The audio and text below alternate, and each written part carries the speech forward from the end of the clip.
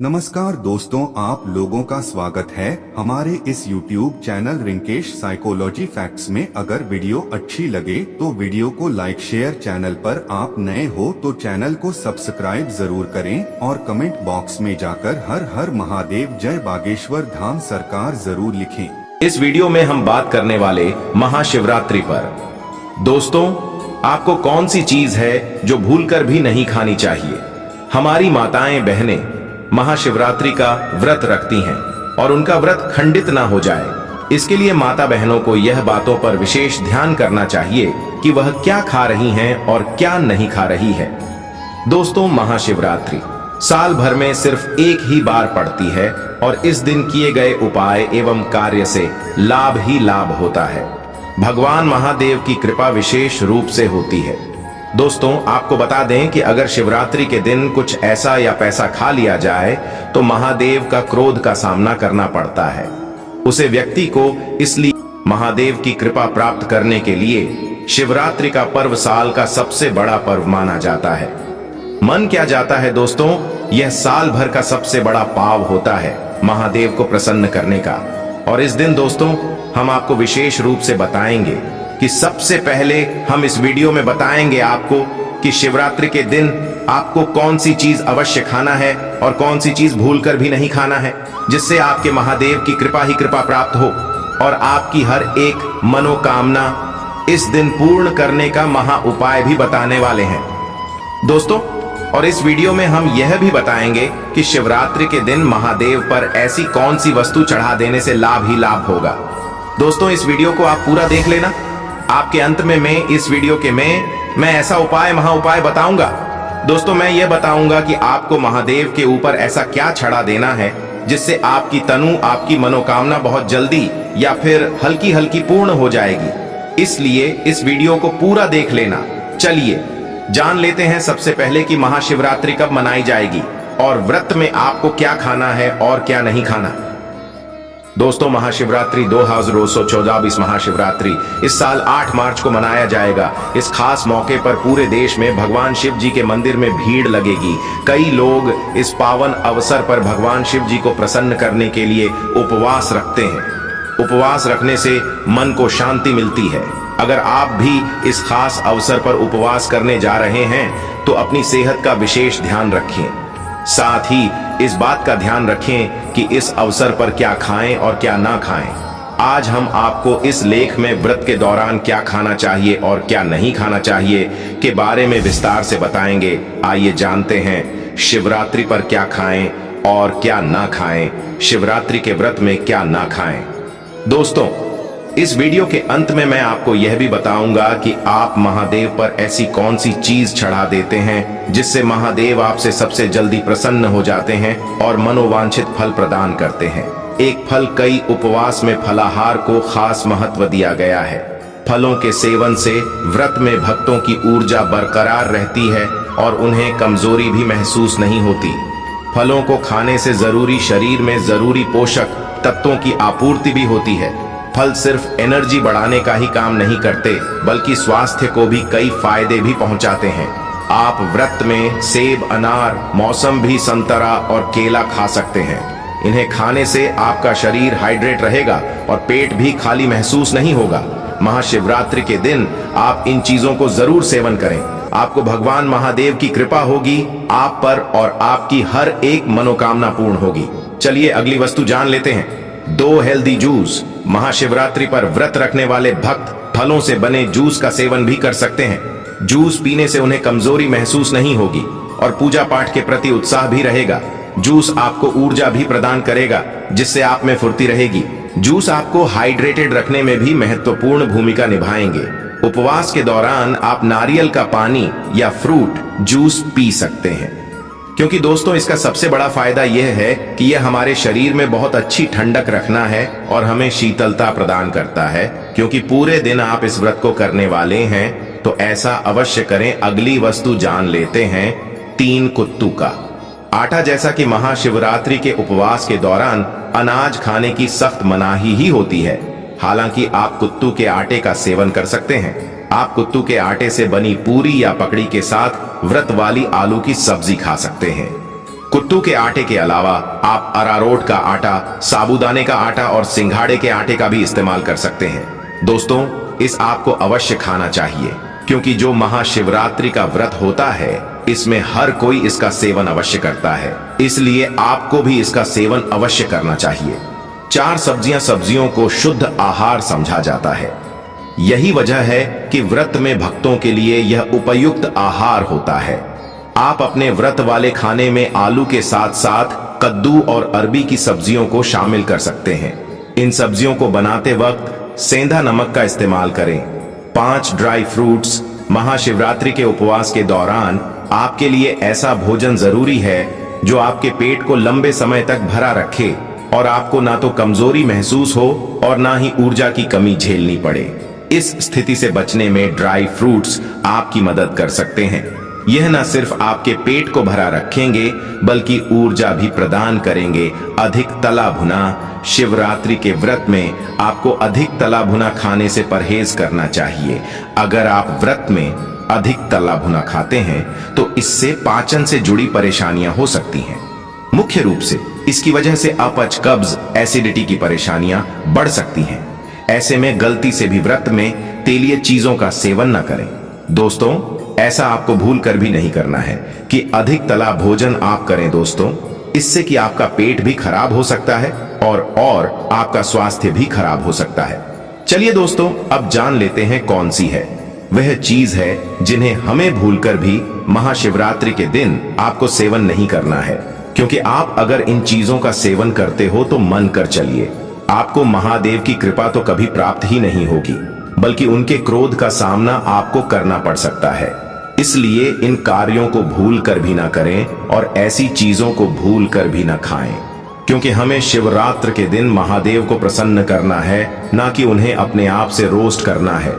प्याज लहसुन व्रत में प्याज लहसुन से बनी चीजों का सेवन करना अच्छा नहीं माना जाता है।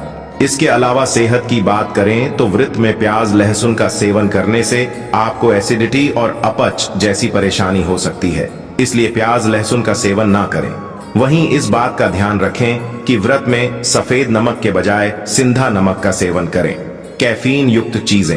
अधिकतर लोग व्रत के दौरान कई बार चाय और कॉफी पीने लगते हैं। इस तरह के आहार में कैफीन की मात्रा काफी ज्यादा होती है। इससे आपको व्रत के दौरान उल्टी मतली अनिद्रा की शिकायत हो सकती है, इसलिए अधिक मात्रा में चाय कॉफी न पिए। साबूदाना व्रत में साबूदाना से बनी खिचड़ी, खीर, पूरी जैसी चीजों का सेवन करें। इससे आपका शरीर एनर्जेटिक रहता है, साथ ही आपको कई तरह के पोषक तत्व जैसे कैल्शियम, प्रोटीन प्राप्त होते हैं। इससे आपको किसी तरह की कमजोरी महसूस नहीं होती है। व्रत में शरीर को एनर्जेटिक बनाए रखने के लिए आप इन चीजों का सेवन करें, इससे आपका शरीर स्वस्थ रहेगा। वहीं व्रत को करने से पहले इससे जुड़े नियमों को जरूर जान लें। महाशिवरात्रि की पूजा में शिवलिंग पर आखिर वह कौन सी चीजें हैं जिन्हें चढ़ाने से भगवान शिव जल्द प्रसन्न होकर मनचाहा वरदान देते हैं? दोस्तों, अब हम आपको बताने वाले हैं कि महादेव पर ऐसी कौन सी चीज चढ़ा देने से आपकी मनोकामना बहुत ही जल्द यानी कि सबसे जल्दी पूर्ण हो जाती है और लाखों करोड़ों व्यक्तियों की इस उपाय से मनोकामना पूर्ण होती है। क्योंकि यह उपाय हम पहले भी कई बार बता चुके हैं कि महादेव को ऐसी कौन सी चीज है अधिक प्रिय है, और अगर शिवरात्रि के दिन यह चीज महादेव के ऊपर चढ़ा दी जाती है, यानी कि शिवलिंग के ऊपर चढ़ा दी जाती है या उनके पास में भी रख दी जाती हैं, तो मन कर चलिए आपकी जीवन की तारे निराले हो सकते हैं। इसलिए दोस्तों, चलिए अब यह भी जान लेते हैं कि शिवरात्रि के दिन ऐसी कौन सी वस्तुएं चढ़ा देने से महादेव प्रसन्न हो जाते हैं और मनोवांछित फल देते हैं। दोस्तों, आपके जीवन में चल रही परेशानियों को महादेव दूर भी करते हैं। ऐसा करनी मंत्र से दोस्तों आपको गुलाब ही लाभ होगा। चलिए अब जानते हैं महादेव पर ऐसी कौन सी चीज है महाशिवरात्रि के दिन अवश्य ही हमें चलानी चाहिए, जिससे हमें लाभ ही लाभ हो। एक भस्म भगवान शिव की पूजा में भस्म का उपयोग करना बहुत शुभ माना जाता है। महाशिवरात्रि के दिन विशेष तौर पर इसे शिवलिंग पर चढ़ाना चाहिए।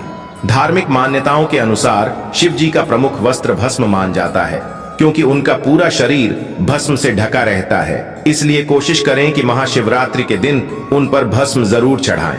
दोस्तों, आपको यह तो याद ही होगा कि महादेव शमशान में ही कई दिनों तक बैठे रहते हैं। दोस्तों, महादेव को जो शरीर की भस्म होती है यह सर्वाधिक प्यारी होती है दोस्तों। इसलिए महादेव अपने स्वयं भी अपने हाथों से भी अपने कई बार देखा होगा महादेव को अपने शरीर से भस्म लगाते हुए। इसलिए आप शिवरात्रि के दिन अगर महादेव पर भाषण चढ़ा देते हैं तो मन कर चलिए आपके तारीख निराले हो सकती है दोस्तों। यह उपाय को जरूर करें दोस्तों। अब हम अगला आपको उपाय बताने वाले हैं दोस्तों। अगला उपाय बताने से पहले आपने जो भाषण चढ़ाई है उसको चढ़ाते समय आपको एक मंत्र का भी उच्चारण जरूर करना है। ओम नमः शिवाय, ओम नमः शिवाय, ओम नमः शिवाय। इस मंत्र का आपको 3 बार जाप करते हुए 3 बार ही आपको भाषण चढ़ती है दोस्तों। अगला उपाय अब हम आपको बताते हैं कि अगले उपाय में आपको क्या करना है। दोख बेल महाशिवरात्रि में शिवलिंग पर अन्य फलों के अलावा बेल का फल चढ़ाना भी बहुत शुभ माना जाता है। ज्योतिष के अनुसार मान्यता है कि शिवजी पर यह फल अर्पित करने से वास्तु दोष भी दूर होते हैं और घर में सुख शांति आती है। दोस्तों, आपको यह तो झांत ही होगा कि बेलपत्र एक बेलपत्र मात्रा नहीं है, बल्कि यह हमारे महादेव, हमारे प्रिय महादेव की सबसे प्रिय माना जाता है। दोस्तों, अगर आप महाशिवरात्रि के दिन बेलपत्र आपको चढ़ा देना है, महादेव की शिवलिंग पर चढ़ने से पहले आपसे दोस्तों कुछ विशेष बातें मैं आपको बताना चाहूंगा कि बेलपत्र को चढ़ाते समय इस बात का अवश्य ही ध्यान रखें कि बेलपत्र कांटा पीटा ना हो और बेलपत्र एकदम साफ होना चाहिए। इसलिए बेलपत्र को आप अपनी से अवश्य तोलें और इसको अच्छे से साफ करने के बाद ही महादेव की शिवलिंग पर जरूर चढ़ाएं। दोस्तों, ऐसा माना जाता है कि बेलपत्र को चढ़ाने से मानव के जीवन में चल रही समस्याओं का निवारण तुरंत ही हो जाता है। 1 से 2 दिन में ही दोस्तों इसका फल देखने को मिल जाता है। जिसके घर में बीमारी चलती है या जिसके घर में धन दौलत की कमी होती है, दोस्तों महाशिवरात्रि के दिन यह उपाय किया जाता है तो मन कर चलिए उसके जीवन में खुशियां ही खुशियां बनी रहती हैं। दोस्तों, अगला उपाय चलिए जान लेते हैं इन रुद्राक्ष दोस्तों। आगे जानकारी बताने से पहले रोशन जिंदगी चैनल आपसे एक छोटा सा अनुरोध करना चाहेगा कि आप अपनी राशि को कमेंट बॉक्स में जरूर डाल दें, क्योंकि हम राशि से जुड़ा आपका भाग्य भी बताते हैं और भाग्य में चल रही समस्याओं को दूर करने के लिए उपाय भी बताते हैं। इसलिए आप अपनी राशि को कमेंट बॉक्स में जरूर डाल दें और दोस्तों आप इस वीडियो को बाकर शेयर करें, जिससे हर एक भारतीय व्यक्ति का लाभ ही लाभ हो और इस वीडियो को लाइक, चैनल को सब्सक्राइब अवश्य करें। चलिए जान लेते हैं आगे। धार्मिक मान्यताओं के अनुसार भगवान शिव की आंख से निकले आंसुओं से निर्मित रुद्राक्ष उन्हें अर्पित करना शुभ होता है। मान्यता है कि ऐसा करने से वह जल्दी प्रसन्न होते हैं और भक्त पर अपनी विशेष कृपा बरसाते हैं। दोस्तों, इसके पीछे एक पौराणिक कथा है कि महादेव के जो आंसू निकले थे दोस्तों, इसे यह प्रकट हुई थी और इसे एक बहुत ही प्यारी मानता है कि आप इस उपाय को करते हैं तो आपकी आंखों में या कानों में या आपके चेहरे पर जो कोई आपके शरीर का कोई हिस्सा पर का कोई हिस्सा, हाथ का कोई हिस्सा काम नहीं कर रहा है या फिर बहुत बीमारी से गुजर रहे हैं तो वह बीमारी तुरंत ही ठीक हो जाती है। अगर महादेव पर आप इसका एक छोटा सा टुकड़ा भी आप इस पर चढ़ा देते हैं तो मन कर चलिए आपका जीवन बदल सकता है। दोस्तों, इस उपाय को भी आप इसलिए अवश्य कर सकते हैं, आपको लाभ ही लाभ होगा। चलिए अगला उपाय अब हम जान लेते हैं। 4 दूध धार्मिक मान्यताओं के अनुसार समुद्र मंथन में निकले विष को पीने के बाद भगवान शिव का शरीर जलने लगा। तभी वहां उपस्थित देवताओं ने उनसे दूध ग्रहण करने की विनती की, जिसके बाद उनका शरीर जलने से बच गया। इसलिए धार्मिक नजरिए से शिव जी पर दूध चढ़ाना शुभ माना जाता है। दोस्तों, ऐसा कोई मंदिर नहीं होगा जहां महादेव पर टूटना चढ़ाया जाता हो।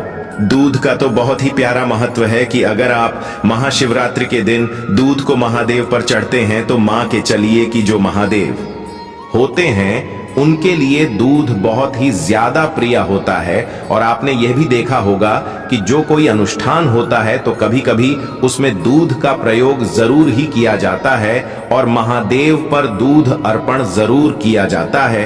इसलिए आपको भी जहां कहीं आपके पास में मंदिर हो या फिर कोई भाव साल मंदिर हो, वहां पर आप अवश्य जाएं और शिवलिंग पर एक लोटा दूध जरूर चढ़ाएं। ऐसी मान्यता है कि अगर आप शिवलिंग पर एक लोटा मान्यता के अनुसार दूध चढ़ा देते हैं तो आपका जीवन से प्रत्येक समस्या का निवारण हो जाता है और आपको लाभ ही लाभ होता है। दोस्तों, महाशिवरात्रि के दिन जो व्यक्ति इन उपाय करता है उसे व्यक्ति को हमेशा कभी जीवन में कोई समस्या नहीं होती। उसके जीवन से प्रत्येक समस्या का नाश भगवान से पहले ही करते थे और फिर उसके जीवन में कोई समस्या कभी प्रकट नहीं होती। 5, गंगा जल। ऐसा माना जाता है जब माता गंगा को धरती पर लाना था तो भगवान शिव ने उन्हें अपनी जटाओं में धारण किया था और उन्हें गंगा जल बहुत प्रिय है, इसलिए महाशिवरात्रि की पूजा में शिवलिंग पर गंगा जल अवश्य चढ़ाएं। दोस्तों, आपको किया है तो झांत ही होगा कि महादेव के सिर पर गंगा अभी भी विराजमान है। दोस्तों, आपको बता दें कि जो कोई महादेव पर गंगा जल अर्पण करता है सच्ची श्रद्धा और भाव से, उसके जीवन में कभी कोई समस्या महादेव आने नहीं देते। दोस्तों, आपको बता दें कि आप महाशिवरात्रि के दिन एक लोटा गंगा जल जरूर महादेव पर अर्पण करें। मानकर चलिए दोस्तों, अब हम बताने वाले हैं आपको कि शिवलिंग पर ऐसी कौन सी चीज है चढ़ा देना चाहिए, मतलब भगवान को अर्पण करना चाहिए, हमारे महादेव को अर्पण करना चाहिए, जिससे महादेव सबसे जल्दी प्रसन्न होते हैं। तो दोस्तों, इस वीडियो को आप अंत तक देख लेना और आप इन उपायों को कर देना। आपको जो भी मनोकामना है, जो भी इच्छा है, वह मन कर चलिए।